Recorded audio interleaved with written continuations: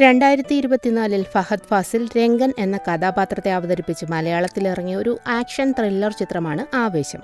ചെറുപ്പക്കാർക്കിടയിൽ ഒരു ചലനം സൃഷ്ടിക്കാൻ കഴിഞ്ഞ ആവേശം ഒരു ഗ്യാങ്സ്റ്റർ കോമഡി ചിത്രം കൂടിയാണ്. ഫഹദ് ഫാസിലിന്റെ നൈസർഗികമായ അഭിനയം തന്നെയാണ് ചിത്രത്തിന്റെ ഹൈലൈറ്റ്. ഒരു എയ്റോനോട്ടിക്കൽ കോളേജിൽ ജോയിൻ ചെയ്ത അജു, ബിബി, ശാന്തൻ തുടങ്ങിയവർ ഒരു പ്രത്യേക സാഹചര്യത്തിൽ ഗ്യാങ്സ്റ്ററായ രംഗനെ പരിചയപ്പെടുന്നു. ശേഷം അവർക്കിടയിൽ നടക്കുന്ന വളരെ രസകരമായ സംഭവങ്ങളാണ് ചിത്രത്തിൽ. വെട്ടും കുത്തും കൊലപാതകവുമായി നടക്കുന്ന ആളാണ് രംഗൻ. എങ്കിലും അദ്ദേഹത്തിന്റെ ഉള്ളിൽ അദ്ദേഹം എപ്പോഴും നിഷ്കളങ്കമായ ഒരു സ്നേഹത്തിനും സൗഹൃദത്തിനുമൊക്കെ വില കൊടുക്കുന്നുണ്ട്. അതുകൊണ്ട് തന്നെ അദ്ദേഹത്തിന് ചിലപ്പോഴെങ്കിലും അതിന്റെ പേരിൽ പണി കിട്ടാറുമുണ്ടായിരുന്നു. നിഷ്കളങ്കനായ രംഗനെയും അതുപോലെ തന്നെ ക്രൂരനായിട്ടുള്ള രംഗണ്ണനെയും ഒരുപോലെ ഫലിപ്പിക്കാൻ കഴിഞ്ഞു എന്നുള്ളതാണ് ഫഹദ് ഫാസിലിന്റെ വിജയം. ഇനി നമുക്ക് നേരെ വീഡിയോയിലേക്ക് പോകാം. ബാംഗ്ലൂരിലെ ഒരു എഞ്ചിനീയറിംഗ് കോളേജ് കാണിച്ചുകൊണ്ടാണ് സിനിമ തുടങ്ങുന്നത്. തമ്മിൽ കണ്ട് പരിചയം പുതുക്കുകയാണ് ബിബിയും അജുവും. അഡ്മിഷനോടൊപ്പം തന്നെ യൂണിഫോമിന്റെയും ID കാർഡിനു വേണ്ടിയുള്ള ഫോട്ടോയെടുപ്പ് ദൃശ്യങ്ങളുമൊക്കെയാണ് ചിത്രത്തിന്റെ തുടക്കത്തിൽ കാണിക്കുന്നത്. അഡ്മിഷൻ കഴിഞ്ഞ് കോളേജ് പ്രവേശനത്തിനായി എത്തിയിരിക്കുന്ന ധാരാളം കുട്ടികളെ അവിടെ കാണാനായിട്ട് കഴിയും. കോളേജിലെ ക്ലർക്കായ BK ബിബിയുടെയും അജുവിന്റെയും മാതാപിതാക്കളോട് കോളേജ് ഹോസ്റ്റൽ ശരിയല്ലെന്നും താൻ താമസിക്കുന്ന ഹോസ്റ്റൽ വൃത്തിയുള്ളതാണെന്നും ഇതിനേക്കാൾ റെന്റ് കുറവാണെന്നുമൊക്കെ പറഞ്ഞ് അവരെ അങ്ങോട്ടേക്ക് കൂട്ടിക്കൊണ്ടുപോകുന്നു. പിറ്റേന്ന് അവരവിടെ വെച്ച് മറ്റൊരു സ്റ്റുഡൻ്റായ ശാന്തനെയും പരിചയപ്പെടുന്നു. ബിബിയുടെയും അജുവിൻ്റെയും മാതാപിതാക്കൾ കുട്ടികളെ ഹോസ്റ്റലിലാക്കിയതിനു ശേഷം തിരിച്ചു പോകുന്നു. ഹോസ്റ്റലിൽ വെച്ച് സീനിയേഴ്സ് തല്ലിയെന്ന് ഒരു ജൂനിയർ പയ്യൻ വന്ന് മറ്റു കൂട്ടുകാരോടൊക്കെ പരാതി പറയുന്നു. ബാംഗ്ലൂരിലെത്തിയതിന്റെ ആഘോഷത്തിലാണ് കുട്ടികൾ. അവരങ്ങനെ അടിച്ചു പൊളിക്കുന്നതിനിടെയാണ് ഒരു കുട്ടി പരാതി പറഞ്ഞത്. ഇന്ന് അവന് കിട്ടി, നാളെ അത് നമുക്കായിരിക്കുമെന്ന് അജു പറയുമ്പോൾ കിട്ടുന്നത് വാങ്ങി മിണ്ടാതിരിക്കുക എന്നതാണ് നല്ലതെന്ന് ശാന്തനും പറയുന്നു. സീനിയേഴ്സ് എല്ലാം ഒറ്റക്കെട്ടാണെന്നുള്ളതാണ് സീനിയേഴ്സിന്റെ ബലം. നമ്മൾ 22 പേരുണ്ട്, എല്ലാവരും കൂടി ഒരുമിച്ച് നിന്നാൽ ആരെയും പേടിക്കേണ്ടതില്ല എന്നൊക്കെ അജു പറയുന്നു. ആ ഒരു ധൈര്യത്തിൽ പിറ്റേന്ന് സീനിയേഴ്സ് ശാന്തനോട് പേര് ചോദിക്കുമ്പോൾ പോടാ പുല്ലേ എന്ന് പറഞ്ഞതായി അവൻ വന്ന് അജുവിനോടും ബിബിയോടും പറയുന്നു. അങ്ങനെ അവർ സംസാരിച്ചുകൊണ്ടിരിക്കുമ്പോൾ തന്നെ അവിടേക്ക് 2 പയ്യന്മാർ വരുന്നുണ്ട്. അതായത് അവരുടെ സീനിയേഴ്സിന്റെ ഗ്യാങ്ങിലെ പ്രധാനിയായ കുട്ടി എന്നൊരു പയ്യനും ഒരു കൂട്ടുകാരനും കൂടിയാണ് അങ്ങോട്ടേക്ക് ബൈക്കിൽ വന്നത്. ബിബിയോടും അജുവിനോടും ശാന്തനോടും റൂമിലേക്ക് വരാൻ പറഞ്ഞ് ഭീഷണിപ്പെടുത്തുന്നുണ്ടെങ്കിലും അജു അങ്ങോട്ട് വന്ന് സീനിയേഴ്സൊക്കെ കോളേജ്, അതൊന്നും ഇവിടെ നടക്കില്ല എന്ന് പറഞ്ഞ് അവരെ അവിടെ നിന്നും മടക്കി വിടുന്നു. സീനിയേഴ്സിനെ അങ്ങനെ അപമാനിച്ചു വിട്ടതുകൊണ്ട് തന്നെ രാത്രിയിൽ എന്തും സംഭവിക്കാമെന്ന് അവർക്ക് മനസ്സിലാകും. അതുകൊണ്ട് തന്നെ ഹോസ്റ്റൽ മുറിയിൽ വെച്ച് അജു കൂട്ടുകാരുടെ അടുത്ത് സീനിയേഴ്സിനെ നമുക്ക് ഒറ്റക്കെട്ടായി നേരിടണമെന്നൊക്കെ ആഹ്വാനം ചെയ്യുന്നു. അങ്ങനെ സീനിയേഴ്സ് വന്നാൽ നേരിടാൻ വേണ്ടി അവിടെ കിടക്കുന്ന കല്ലും കമ്പും കട്ടയും ഒക്കെ അവർ ശേഖരിച്ചു വെക്കുന്നു. ശേഷം രാത്രിയാകുമ്പോഴേക്കും സീനിയേഴ്സ് ഒരു വലിയ ഗ്യാങ് ആയിട്ട് അങ്ങോട്ട് വരികയും ഇവരെ ആക്രമിക്കുകയും ചെയ്യുന്നു. കുട്ടിയായിരുന്നു അവരുടെ ലീഡർ. അവരവിടെ നിന്ന് ബിബിയെയും അജുവിനെയും ശാന്തനെയും പിടിച്ച് അവരുടെ ഹോസ്റ്റലിലേക്ക് കൊണ്ടുപോകും. അവിടെ വെച്ച് കുട്ടിയുടെ നേതൃത്വത്തിൽ വളരെ ഭീകരമായിട്ട് തന്നെ അജുവിനെയും ബിബിയെയും ശാന്തനെയും ഉപദ്രവിക്കുന്നുണ്ട്. ക്രൂരമായ മർദ്ദനത്തിന് ശേഷം ഇനി എന്ത് പ്രശ്നമുണ്ടായാലും നിങ്ങൾ കുട്ടേട്ടന്റെ ആളായിരിക്കും, അതുകൊണ്ട് തന്നെ നിങ്ങളെ ഇനി ആരും തൊടില്ലെന്നൊക്കെ കുട്ടി അവരോട് പറയുന്നു. ശേഷം അവർക്ക് മദ്യമൊക്കെ കൊടുത്ത് കുട്ടി അവരുമായി ഒരു സൗഹൃദം ഉണ്ടാക്കാനായി ശ്രമിക്കുന്നു. ശാന്തൻ അതെല്ലാം പേടിച്ചിട്ടാണെങ്കിലും ആസ്വദിക്കുന്നുണ്ടെങ്കിലും ബിബിക്കും അജുവിനും അതൊന്നും ഉൾക്കൊള്ളാൻ കഴിയുന്നില്ല. ശേഷം തങ്ങളുടെ ഹോസ്റ്റലിലെത്തുമ്പോഴേക്കും ബിബിയുടെ അമ്മ അവനെ ഫോൺ വിളിക്കുന്നു. പതിവ് വിശേഷങ്ങൾ ചോദിക്കുന്നതിനൊപ്പം മോൻ ഹാപ്പി അല്ലേ എന്ന് അവർ ഫോൺ വിളിക്കുമ്പോൾ എല്ലാ പ്രാവശ്യവും ആവർത്തിച്ച് ചോദിക്കുന്ന ഒരു ചോദ്യമുണ്ട്. അത് കേൾക്കുന്നതോടെ ബിബിക്ക് ഭയങ്കര സങ്കടവും ദേഷ്യവും ഒക്കെ വരുന്നു. അവൻ കോൾ കട്ട് ചെയ്തതിനു ശേഷം വല്ലാതെ കരയുന്നു. തന്റെ അമ്മ പോലും തന്നെ തല്ലിയിട്ടില്ല, എന്നിട്ടാണ് താൻ ഇത്രയും തല്ലു വാങ്ങിയതെന്നായിരുന്നു അവന്റെ സങ്കടം. എങ്ങനെയും അവരെ തിരിച്ചടിക്കണമെന്ന് അജു പറയുമ്പോൾ ബിബിയും അതിനോടൊപ്പം കൂടുന്നു. എന്നാൽ എങ്ങനെ എന്ന ശാന്തന്റെ ചോദ്യത്തിന് ആദ്യം നമുക്ക് ഒരു ലോക്കൽ സപ്പോർട്ട് ഉണ്ടാക്കിയെടുക്കണം, എന്നിട്ട് അവന്മാരെ തിരിച്ചടിക്കണം എന്നായിരുന്നു അജുവിന്റെ അഭിപ്രായം. അങ്ങനെ അവിടെയുള്ള ലോക്കൽ സപ്പോർട്ട് കിട്ടാൻ വേണ്ടിയിട്ട്, അതായത് ഗുണ്ടകളുമായിട്ടൊരു സൗഹൃദം ഉണ്ടാക്കിയെടുക്കാൻ വേണ്ടിയിട്ട് നിരന്തരം ബാറുകളിലൊക്കെ കയറി ലോക്കലായിട്ടുള്ള ആളുകളുമായി പരിചയപ്പെടാനൊക്കെ ശ്രമിക്കുന്നുണ്ട്.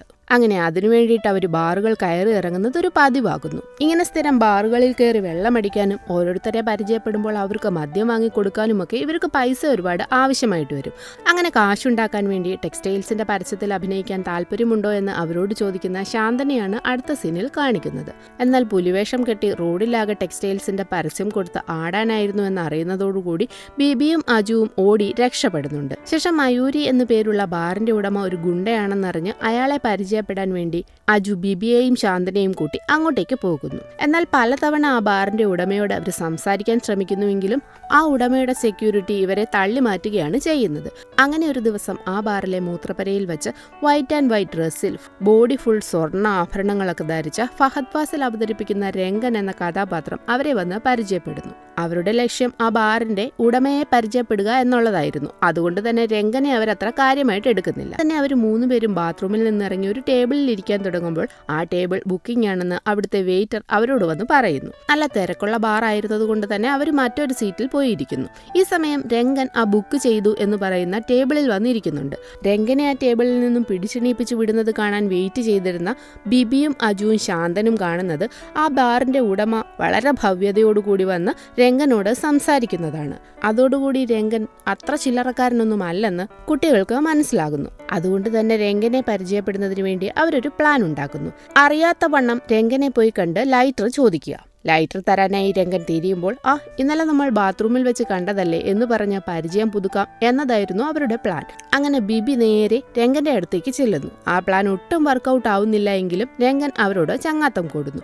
ബാറിനുള്ളിൽ നടക്കുന്ന സംഭവങ്ങളിലൂടെ ധാരാളം ഗുണ്ടകളാൽ സേവിക്കപ്പെടുന്ന വലിയൊരു സാമ്രാജ്യമാണ് രംഗനുള്ളത് എന്നവർ മനസ്സിലാക്കുകയും ചെയ്യും. അങ്ങനെ സ്ഥിരം അവർ രംഗനുമായി ബാറിൽ വെച്ച് മീറ്റ് ചെയ്യാൻ തുടങ്ങുന്നു. അങ്ങനെ ഒരു ദിവസം ബാറിൽ നിന്നും തിരിച്ചു വരുന്ന വഴിയിൽ വാനിൽ വന്ന കുട്ടി അവരെ ഹോസ്റ്റലിൽ കൊണ്ടാക്കുന്നുണ്ട്. പിറ്റേന്നും അവർ ബാറിൽ രംഗനെ കാണുന്നു. രംഗൻ തന്റെ കൂട്ടുകാരായ ഗുണ്ടകളെ എല്ലാം വിളിച്ച് അവർക്ക് കുട്ടികളെ പരിചയപ്പെടുത്തി കൊടുക്കുന്നു. തുടർന്നുള്ള പാട്ട് സീനിലൂടെ രംഗനും അവരുമായി നല്ല ബോണ്ടിലാണെന്ന് നമുക്ക് മനസ്സിലാകും. മദ്യപാന സദസ്സിനിടയിൽ രംഗൻ ചേട്ടൻ എങ്ങനെ ഇത്രയും സെറ്റപ്പായത് എന്ന ശാന്തന്റെ ചോദ്യത്തിന് ഉത്തരം പറയാൻ രംഗൻ തന്റെ ചിങ്കിടിയായ അംബാനെ ഏൽപ്പിക്കുന്നു. പഠിക്കുന്ന സമയത്ത് ഒരു ബന്ധുവായ ചേട്ടന്റെ കടയിൽ ജ്യൂസ് അടിക്കുകയായിരുന്നു നമ്മുടെ രംഗൻ. കോളേജിൽ ചേരാൻ ആഗ്രഹിച്ചു വെച്ചിരുന്ന രംഗന്റെ പൈസ മുഴുവൻ അയാൾ ഒരു പൊട്ട ഷെയർ മാർക്കറ്റ് കമ്പനിയിൽ നിക്ഷേപിക്കുന്നു. ആ കമ്പനിയാണെങ്കിൽ പൊട്ടുകയും ചെയ്യും. അങ്ങനെ കോളേജിൽ ചേരാൻ രംഗന് പറ്റുന്നില്ല. പക്ഷെ പിന്നീട് ഷെയർ മാർക്കറ്റ് കമ്പനി ക്ലച്ച് പിടിച്ചപ്പോൾ ഇറക്കിയ പൈസയുടെ 40 ഇരട്ടി രംഗന് തിരിച്ചു കിട്ടുന്നു. അങ്ങനെ ആ ബന്ധുവായ ചേട്ടൻ വീണ്ടും വന്ന് രംഗന് കിട്ടിയ പൈസ കൊണ്ട് ബാംഗ്ലൂരിൽ കുറച്ച് തരിശു ഭൂമി രംഗനെ കൊണ്ട് വാങ്ങിപ്പിക്കും. ഒരു മാസ കഥ കേൾക്കാമെന്ന് ആഗ്രഹിച്ച ബിബിക്ക് ഈ കഥ കേൾക്കുന്നതോടുകൂടി ബോറാവുന്നു. അത് മനസ്സിലാകുന്ന അംബാൻ ഒരു തല്ലിന്റെ കഥ പറയാൻ തുടങ്ങും. അതിങ്ങനെയാണ്. റെഡ്ഡി എന്ന ഗ്യാങ്സ്റ്റർ രംഗനെ ആദ്യമായി കാണുന്നത് ബാംഗ്ലൂരിൽ വെച്ചാണ്. തല്ലിൽ വളരെ മിടുക്കനാണ് രംഗൻ എന്ന് മനസ്സിലാക്കുന്ന റെഡ്ഡി അവനെ തന്റെ ഗ്യാങ്ങിൽ ചേർക്കുന്നു. ഒരിക്കൽ ഒരു സംഘടനത്തിനിടെ 30 ഗുണ്ടകളെ വരെ ഒറ്റയ്ക്ക് രംഗൻ നേരിട്ടിട്ടുണ്ടെന്ന് അംബാൻ ബിബിയോടും അജുവിനോടും ഒക്കെ പറയുന്നുണ്ട്. ശേഷം ഗുണ്ടാപ്പണിയാണ് രംഗനെന്നറിഞ്ഞ അമ്മ അവനെ ഇട്ടിട്ട് പോയതായും പിന്നൊരു ദിവസം അംബാൻ മൂവരോടും പറയുന്നു. കാലങ്ങൾക്ക് ശേഷം റെഡ്ഡിയുടെ അടുത്തു നിന്നും റിസൈൻ ചെയ്ത് രംഗൻ സ്വന്തമായി ഒരു ഗ്യാങ് ഉണ്ടാക്കുന്നു. കഥ ഇത്രയുമായപ്പോഴാണ് 9 മണിക്ക് ഒരു തല്ലുണ്ടെന്ന് പറഞ്ഞ് രംഗൻ അവരെ വിളിക്കുന്നത്. തല്ലിൽ വെച്ച രംഗൻ ആരെയും ഇടിക്കാത്തത് കാണുമ്പോൾ ഈ രംഗൻ ചേട്ടൻ എന്താ ആരെയും ഇടിക്കാത്തതെന്ന് ബിബി അംബാനോട് ചോദിക്കുന്നുണ്ട്. രംഗൻ ഗുണ്ടാപ്പണി നിർത്തി ചെല്ലുന്നതിന് മുന്നേ അമ്മ മരിച്ചുപോയതിനാലാണ് ആരെയും ഇടിക്കില്ല എന്ന് രംഗൻ തീരുമാനിച്ചതെന്നായിരുന്നു അംബാന്റെ മറുപടി.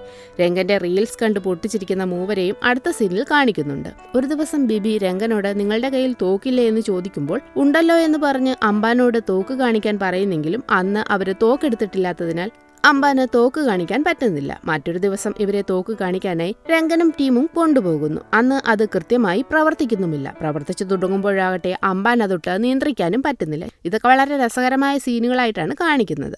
ശാന്തനെ കൊണ്ട് തന്റെ മുതുകത്തെ വെട്ടെണ്ണിക്കുന്ന അംബാനെയാണ് അടുത്ത സീനിൽ കാണിക്കുന്നത്. 14ാമത്തെ വെട്ട് എങ്ങനെ കൊണ്ടെന്ന് ഓർമ്മയില്ലെന്ന് അയാൾ പറയുമ്പോൾ അത് ദംഷ്രാസ് കളിച്ചപ്പോൾ ലാലേട്ടന്റെ കിരീടം ഞാൻ കാണിച്ചിട്ടും നീ അത് മനസ്സിലാവാത്തത് കൊണ്ട് ഞാൻ വെട്ടിയതാ, നിനക്കത് ഓർമ്മയില്ലേ എന്ന് രംഗൻ ചോദിക്കുന്നു. ഇത് കേൾക്കുന്ന ബിബിയും അജുവും ശാന്തനുമൊക്കെ ഞെട്ടുന്നുണ്ട്.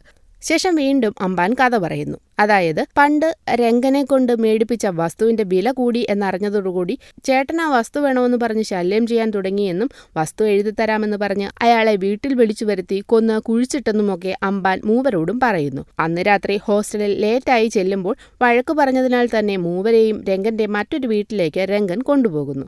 അവിടെ ഫ്രിഡ്ജിൽ നിറയെ മദ്യവും അലമാരകളിൽ നിറയെ സിഗരറ്റും കോളേജിൽ കൊണ്ടുപോകാൻ ഒരു ബുള്ളറ്റും രംഗൻ അവർക്ക് വേണ്ടി സെറ്റ് ചെയ്തിട്ടുണ്ടായിരുന്നു. ലൈഫ് അങ്ങനെ ആകെ അടിച്ചു പൊളിച്ച് പിറ്റേന്ന് അവർ ബുള്ളറ്റിലാണ് കോളേജിലേക്ക് പോകുന്നത്. അവിടെ വെച്ച് കുട്ടി അവരുടെ കയ്യിൽ നിന്നും ബുള്ളറ്റിന്റെ താക്കോൽ വാങ്ങി ജൂനിയേഴ്സായ നിങ്ങൾ ബുള്ളറ്റിൽ വന്നാൽ സീനിയേഴ്സിന് അതൊരു സങ്കടമാവും, അതുകൊണ്ട് നിങ്ങൾ ഇനി ബുള്ളറ്റ് ഓടിക്കണ്ട എന്ന് പറഞ്ഞ് കുട്ടി അവിടെ നിന്നും പോകും. കുട്ടിയെ തല്ലാൻ വേണ്ടിയിട്ടാണല്ലോ ഇവർ രംഗനുമായി അടുക്കുന്നത്. അതുകൊണ്ട് തന്നെ കുട്ടിയെപ്പറ്റി എങ്ങനെയെങ്കിലും രംഗൻ്റെ അടുത്ത് പറയണമെന്നൊക്കെ അവർ സംസാരിക്കുന്നുണ്ട്. ശേഷം ബാറിൽ വെച്ച് അറിയാതെ ബിബിയുടെ ദേഹത്ത് തട്ടിയ ഒരാളെ കുപ്പി കൊണ്ട് രംഗയുടെ ഗുണ്ടകൾ ആക്രമിക്കുന്നത് കണ്ടപ്പോൾ കുട്ടിയെക്കുറിച്ച് പറയാനുള്ള സമയമായി എന്ന് അജു കൂട്ടുകാരോട് പറയുന്നു. ശേഷം അവർ അന്ന് ബാറിൽ വെച്ച് കുട്ടിയുടെ കാര്യം രംഗനോട് പറയുന്നു. ഇത് കേൾക്കുന്നതോടെ രംഗൻ അപ്പോൾ തന്നെ കുട്ടിയെയും കൂട്ടരെയും തല്ലാനായി ഇറങ്ങിത്തിരിക്കും. എന്നാൽ ഇപ്പോൾ വേണ്ട, നാളെ രാവിലെ എല്ലാവരുടെയും മുൻപിൽ വെച്ച് കോളേജിൽ വെച്ച് തല്ലിയാൽ മതിയെന്നൊക്കെ ബിബി പറയുന്നു. അത് രംഗനും അംഗീകരിക്കുന്നു. കോളേജിൽ പിറ്റേന്ന് ഹോളിയുടെ ആഘോഷമാണ്. അവിടെ വെച്ച് നടന്ന ഉഗ്ര സംഘടനത്തിനിടയിൽ കുട്ടിയെയും കൂട്ടരെയും രംഗനും കൂട്ടരും തല്ലി നിലംപരിശാക്കുന്നു. അതോടുകൂടി കോളേജിൽ കുട്ടിയും ടീമും ഒന്നുമല്ലാതായി മാറുന്നു. തന്നെയുമല്ല, ബിബിയും അജുവും ശാന്തനുമൊക്കെ കോളേജിലെ ഹീറോ ആയി മാറുകയും ചെയ്യും. അങ്ങനെ ഒരു ദിവസം ബാറിൽ വെച്ച് മദ്യപിച്ചതിന് ശേഷം തിരിച്ചു വരുന്നതിനിടയിൽ ബിബിയുടെ അമ്മ ഫോൺ വിളിക്കുമ്പോൾ രംഗൻ അത് അറ്റൻഡ് ചെയ്യുന്നു. എന്നാൽ ആ സീനിൽ ബിബിയെയും അജുവിനെയും കാണുന്നില്ല. പിന്നെ കാണുന്നത് ഒരു പാലുകാച്ച് നടക്കുന്ന വീട്ടിൽ കിടക്കുന്ന ബിബിയെയും അജുവിനെയുമാണ്. തങ്ങൾ എവിടെയാണെന്ന് മനസ്സിലാകാതെ നിൽക്കുന്ന അജുവിനെയും ബിബിയെയും രംഗൻ വന്ന് അവിടെ നിന്നും കൂട്ടിക്കൊണ്ടുപോകുന്നു. പോകുന്നത് എങ്ങോട്ടാണെന്ന് വെച്ചാൽ കോളേജിൽ അവരുടെ പുതിയ ED വന്നിട്ടുണ്ട്. ഇനി താമസിക്കുന്നിടത്ത് പോയി ഡ്രസ്സ് മാറാൻ നേരമില്ലാത്തതുകൊണ്ട് തന്നെ രംഗൻ്റെയും കൂട്ടരുടെയും വസ്ത്രങ്ങൾ ധരിച്ചാണ് ഇവർ EDയെ കാണാനായി കോളേജിലേക്ക് പോകുന്നത്. ഇവർ മൂന്നും ഇപ്പോൾ പഠിത്തക്കാര്യത്തിൽ ഒരു ശ്രദ്ധയുമില്ലാതെ ഫുൾ ടൈം രംഗൻ്റെ കൂടെ തന്നെയാണ്. ഇതൊക്കെ മനസ്സിലാക്കുന്ന ED ഗുണ്ടകളുമായി കൂട്ടുകൂടി നടക്കുന്നത് വീട്ടിൽ അറിയിക്കുകയാണെന്ന് പറഞ്ഞ് അയാൾ 3 പേരുടെയും വീട്ടിലേക്ക് വിളിക്കുന്നു. ഇംഗ്ലീഷിലായിരുന്നു സംസാരം എന്നുള്ളതുകൊണ്ട് തന്നെ രക്ഷകർത്താക്കൾക്ക് ED പറയുന്ന ഒന്നും മനസ്സിലാകുന്നില്ല. അതുകൊണ്ട് തന്നെ എങ്ങനെയെങ്കിലും EDയുടെ കാല് പിടിച്ച് കോളേജിൽ കയറാൻ 3 പേരും തീരുമാനിക്കും. അങ്ങനെ EDയോട് താണു വീണു പറയുന്നത് കൊണ്ട് തന്നെ അടുത്ത ഒരു സിംഗിൾ ടെസ്റ്റിൽ എല്ലാ വിഷയങ്ങളും എഴുതി പാസ്സാകാമെങ്കിൽ നിങ്ങളെ കോളേജിൽ കയറ്റാമെന്ന് EDയും സമ്മതിക്കുന്നു. പക്ഷേ എല്ലാ ഗുണ്ടകളുമായുള്ള കൂട്ടുകെട്ട് നിർത്തണമെന്നതായിരുന്നു EDയുടെ നിബന്ധന. അവരും അത് സമ്മതിക്കുന്നു. പക്ഷേ പഠിക്കണമെന്ന് വിചാരിച്ചിട്ടും പഠിക്കാൻ അവർക്ക് സമയമൊട്ടും കിട്ടുന്നില്ല. കാരണം രംഗനും ഗ്യാങ്ങും എപ്പോഴും ഇവരെ വിളിച്ചുകൊണ്ടിരിക്കും. അവർ പങ്കെടുക്കുന്ന എല്ലാ തല്ലുകേസിലും തല്ല് കാണിക്കാനായി ഇവരെ കൂട്ടിക്കൊണ്ടുപോവുകയും ചെയ്യുന്നു. അങ്ങനെ അടുത്ത ദിവസത്തെ ഫൈറ്റിന് പോകാനായി അവർ സ്ഥലത്തെത്തുമ്പോൾ അമ്പാൻ വന്ന് അത് കോംപ്രമൈസായി എന്ന് പറയുന്നു. പക്ഷേ അതൊരു ചതിയായിരുന്നു. തുടർന്ന് റെഡ്ഡിയുടെ ടീമുമായി അതിഭീകരമായ സംഘർഷം നടക്കുന്നു. അങ്ങനെ ആ ഭീകരമായ തല്ല് കാണുന്നതോടുകൂടി 3 പേരും തല്ലുമടുക്കുന്നു. ഇനി തല്ലൊന്നും കാണാൻ പോകുന്നില്ലെന്നും പഠിച്ചു തുടങ്ങണമെന്നും അവർ തീരുമാനിക്കും. അന്നവർ വൈകിട്ട് വീട്ടിൽ ചെല്ലുമ്പോൾ അവിടെ രംഗൻ്റെ പിറന്നാളാഘോഷം നടക്കുകയാണ്.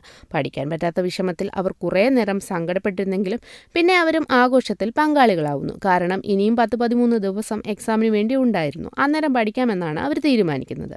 പിറ്റേന്ന് അങ്ങനെ തിരിച്ച് കോളേജിൽ നിന്നും വീട്ടിലേക്ക് ചെല്ലുമ്പോൾ 2 വേശ്യാസ്ത്രീകളെ 3 പേർക്കും വേണ്ടി രംഗൻ അവിടെ വരുത്തിയിട്ടുണ്ടായിരുന്നു.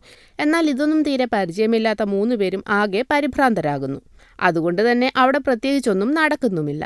അങ്ങനെ ആ സ്ത്രീകളും അജുവും ബിബിയും ശാന്തനും പിന്നെ രംഗനും രംഗൻ്റെ ടീമുമായിരുന്ന ദംഷ്ട്രാസ് കളിക്കുന്നതാണ് കാണിക്കുന്നത്. അതിൽ രംഗൻ അഭിനയിച്ച് കാണിക്കുന്നത് പിള്ളേർക്ക് പറയാൻ കഴിയുന്നില്ല. രംഗൻ്റെ ഭാവം അതോടെ ക്രൂരമാകുന്നു. ഒടുവിൽ പേര് പറയുന്നതോടെ രംഗനും സന്തോഷമാകും. അങ്ങനെ ആ സന്തോഷത്തിൽ അണ്ണൻ്റെ തുടക്കം ഈ വീട്ടിൽ നിന്നാണെന്ന് അമ്പാൻ പറയുമ്പോൾ ബിബി പെട്ടെന്ന് ആ ചേട്ടനെ കൊന്ന കാര്യം ഓർക്കുന്നു. അവൻ വേഗം കത്തിയെടുത്ത് ഭിത്തിയിൽ വരഞ്ഞു നോക്കി ചേട്ടനെ കൊന്നപ്പോൾ തെറിച്ച ചോര അറിയാതിരിക്കാൻ വേണ്ടി പണ്ട് ചുവന്ന പെയിന്റ് അടിച്ചത് കണ്ടെത്തുന്നു. ചേട്ടനെ കൊന്ന് കുഴിച്ചിട്ട സ്ഥാനവും വീടിനുള്ളിലെ അടുക്കളയിൽ നിന്നും അവൻ കണ്ടെത്തും. അങ്ങനെ അവിടെ നിന്നും പേടിച്ചു പോകുന്ന അവര് നിലവിളിച്ചുകൊണ്ട് പുറത്തേക്ക് ഓടുന്നു. എന്നാൽ അവിടെ വന്നതിൽ ഒരു സ്ത്രീ അവിടെ വെച്ച് ഫോൺ മറന്നു പോയിരുന്നു. അവരത് തിരികെ എടുക്കാൻ വരുമ്പോൾ 3 പേരും പേടിച്ച് വെളിയിൽ നിൽക്കുന്നതാണ് കാണുന്നത്. അങ്ങനെ ആ സ്ത്രീയോട് അന്ന് രാത്രി അവിടെ തങ്ങുമോ എന്ന് ചോദിച്ച് ആ സ്ത്രീയുടെ കൂടെ അവരും കിടന്ന് ഉറങ്ങുന്നു. പിറ്റേന്ന് രാത്രി ഉറങ്ങാൻ വീട്ടിൽ പോകാതെ ഹോസ്റ്റലിൽ തന്നെ തങ്ങാൻ ഒരുങ്ങുകയാണ് 3 പേരും. അപ്പോഴാണ് കോളേജിലെ ക്ലർക്ക് അയാൾക്ക് പൈസ തരാനുള്ളവരെ വിരട്ടാൻ വേണ്ടി അവരെ വിളിച്ചുകൊണ്ടു പോകുന്നത്. തങ്ങളെ കൊണ്ടുപോയതിൻ്റെ കാര്യം അവർക്ക് അവിടെ ചെന്നതിന് ശേഷമാണ് മനസ്സിലാകുന്നത്. ഞങ്ങൾ ഗുണ്ടകളൊന്നുമല്ല എന്ന് പറഞ്ഞ് അവരവിടെ നിന്നും അതുകൊണ്ട് തന്നെ ദേഷ്യത്തോടെ തിരികെ വരുന്ന വഴിയിൽ വച്ച് റെഡ്ഡിയുടെ ആൾക്കാർ അവരെ തട്ടിക്കൊണ്ട് അയാളുടെ കേന്ദ്രത്തിൽ എത്തിക്കുന്നു. രംഗൻ തനിച്ചാകുമ്പോൾ നിങ്ങൾ എന്നെ വിളിക്കൂ എന്ന് പറഞ്ഞ് അയാൾ തൻ്റെ വിസിറ്റിംഗ് കാർഡ് അവർക്ക് നൽകിയ ശേഷം അവരെ പറഞ്ഞുവിടുന്നു. രംഗനെ കണ്ട് കാര്യം പറയാൻ ചെല്ലുമ്പോൾ കൂട്ടത്തിൽ നിന്ന് പുറത്തു പോകാൻ ആഗ്രഹിച്ച ഒരുവനെ രംഗന്റെ നിർദ്ദേശപ്രകാരം കൊല്ലുന്ന ദൃശ്യങ്ങളാണ് അവർ കാണുന്നത്. അവർ 3 പേരും അങ്ങനെ അവിടെ നിന്നും രക്ഷപ്പെടുന്നു. ബിബി ഒഴിച്ച ബാക്കി 2 പേരും വീട്ടിലേക്ക് പോകാൻ ഒരുങ്ങുന്നുണ്ട്. പക്ഷേ അയാൾക്ക് വീട്ടിൽ വന്ന് കൊന്നുകൂടെ എന്ന ബിബിയുടെ ചോദ്യത്തിന് അവർ തളർന്നു പോകുന്നു. ഒരാഴ്ച മൊബൈൽ സ്വിച്ച് ഓഫ് ചെയ്ത് എങ്ങനെയെങ്കിലും പോയിരുന്ന് പഠിക്കാമെന്ന് അവർ തീരുമാനിക്കുന്നു. ഒരു കൂട്ടുകാരന്റെ റൂമിലേക്ക് മാറുകയും ചെയ്യും. എങ്ങനെയും രംഗന്റെ പിടിയിൽ നിന്നും രക്ഷപ്പെടുക എന്നുള്ളത് മാത്രമാണ് 3 പേരുടെയും ഇപ്പോഴത്തെ ലക്ഷ്യം. അങ്ങനെ ഒരാഴ്ച കഴിഞ്ഞിട്ടും എവിടെ എൻ്റെ പയ്യന്മാർ എന്ന് പറഞ്ഞു നടക്കുകയാണ് നമ്മുടെ രംഗൻ. കാരണം ഒരാഴ്ചയായിട്ട് യാതൊരു കോണ്ടാക്റ്റും ഇവരുമായിട്ട് രംഗന് പറ്റുന്നില്ല. ഇതൊന്നും അറിയാതെ പഠനത്തിന്റെ തിരക്കിലായിരുന്നു 3 പേരും. ഒരു ദിവസം ടീ ഷോപ്പിലെ TV ദൃശ്യത്തിൽ നിന്നും രംഗൻ കോളേജിൽ ചെന്ന് കാണിക്കുന്ന അക്രമങ്ങളൊക്കെ 3 പേരും കാണുന്നു. ബിബി മൊബൈൽ ഓൺ ആക്കിയപ്പോൾ തന്നെ രംഗന്റെ വിളിയുമെത്തും. അങ്ങനെ ഇതെല്ലാം പറഞ്ഞ് അവസാനിപ്പിക്കാമെന്ന് കരുതി രംഗനോട് ഇന്ന് രാത്രി കാണാമെന്ന് പറയുന്നു. സീനിയേഴ്സ് അടിച്ചതുകൊണ്ട് തന്നെ സീനിയേഴ്സിനെ അടിക്കാൻ വേണ്ടിയിട്ടാണ് ഞങ്ങൾ നിങ്ങളോട് കൂട്ടുകൂടിയത്. എന്നാൽ ഞങ്ങളും ഇപ്പം നിങ്ങളെപ്പോലെ ഗുണ്ടകളായി മാറാൻ പോവുകയാണ്.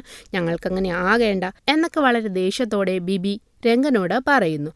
ഇതൊക്കെ കേട്ട് ആകെ കലിമൂക്കുന്ന രംഗൻ തങ്ങളെ കൊല്ലുമെന്ന് പേടിക്കുന്നതോടെ ബിബി റെഡ്ഡിയെ വിളിച്ച് രംഗനുള്ള സ്ഥലം പറഞ്ഞു കൊടുക്കും. അങ്ങനെ അല്പസമയത്തിനുള്ളിൽ റെഡ്ഡിയുടെ വലിയൊരു സംഘം ഗുണ്ടകൾ അവിടേക്ക് എത്തുന്നു. റെഡ്ഡി പിള്ളേർക്ക് താങ്ക്സ് പറയുമ്പോഴാണ് താൻ ചതിക്കപ്പെട്ടു എന്ന് രംഗൻ അറിയുന്നത്. അമ്മയ്ക്ക് വാക്ക് കൊടുക്കും പോലെ അന്നേ വരെ രംഗൻ ആരെയും ഉപദ്രവിക്കാതിരുന്നെങ്കിലും ആ സംഘർഷത്തിൽ രംഗൻ റെഡ്ഡിയെ കൊല ചെയ്യുന്നു. അപ്പോഴേക്കും രംഗന്റെ സംഘം മുഴുവൻ അവിടേക്ക് എത്തിച്ചേർന്നിരുന്നു. അവരെയെല്ലാം വീടിന് പുറത്തു നിർത്തി പിള്ളേരെ കൊല്ലുന്നതിന് വേണ്ടി രംഗൻ വീടിനുള്ളിലേക്ക് പാഞ്ഞു കയറുന്നു. ആ സമയത്താണ് ബിബിയുടെ അമ്മ അവനെ വിളിക്കുന്നത്. കോൾ എടുക്കുന്നതാകട്ടെ രംഗനും. ഒരു മൂളലിലൂടെ തന്നെ രംഗനാണ് ഫോൺ എടുത്തതെന്ന് മനസ്സിലാക്കുന്ന അമ്മ രംഗൻമോൻ ഹാപ്പിയാണോ, ബിബി ഹാപ്പിയാണോ എന്നൊക്കെ പതിവ് പോലെ ചോദിക്കുന്നുണ്ട്. ആ അമ്മയുടെ ചോദ്യത്തിന് അതേന്ന് ഉത്തരം അയാൾക്ക് പറയേണ്ടതായും വരുന്നു. തുടർന്ന് കതക് പൊളിച്ച് അകത്ത് കടക്കുന്ന രംഗന് അവരെ അനുഗ്രഹിക്കേണ്ട അവസ്ഥയാണ് ഉണ്ടാകുന്നത്. അതായത് ആ അമ്മയുടെ ഒരൊറ്റക്കോളിൽ രംഗൻ എന്ന ആക്രമണകാരി ഇല്ലാതാകുന്നു. പരീക്ഷയിൽ തോറ്റാൽ കാണിച്ചു തരും എന്ന അർത്ഥത്തിൽ രംഗൻ ബിബിയെ വിരട്ടിയിട്ടാണ് അവിടെ നിന്നും പോകുന്നത്. ശേഷം കാണിക്കുന്നത് പരീക്ഷയുടെ റിസൾട്ട് വരുന്നതായിട്ടാണ്. പരീക്ഷയിൽ ശാന്തൻ എല്ലാ വിഷയത്തിനും ജയിക്കുന്നു. എന്നാൽ അജുവും ബിബിയും ഓരോ വിഷയത്തിനു മാത്രം പരീക്ഷയിൽ തോറ്റുപോകും. അന്നേ വരെ വെള്ളവസ്ത്രമാണ് രംഗൻ ധരിച്ചിരുന്നതെങ്കിൽ ഇപ്പോൾ കറുത്ത വസ്ത്രത്തിലാണ് അദ്ദേഹത്തിനെ കാണിക്കുന്നത്. അജുവും ബിബിയും തോറ്റതറിഞ്ഞ് ഒരു ചൂരലുമായിട്ടാണ് രംഗന്റെ കോളേജിലേക്കുള്ള വരവ്. തമാശയ്ക്കായി അവരെ അടിക്കുവാൻ ഓടിക്കുന്ന രംഗനെയും അജുവിനെയും ബിബിയെയും കാണിച്ചുകൊണ്ടാണ് ചിത്രം അവസാനിക്കുന്നത്.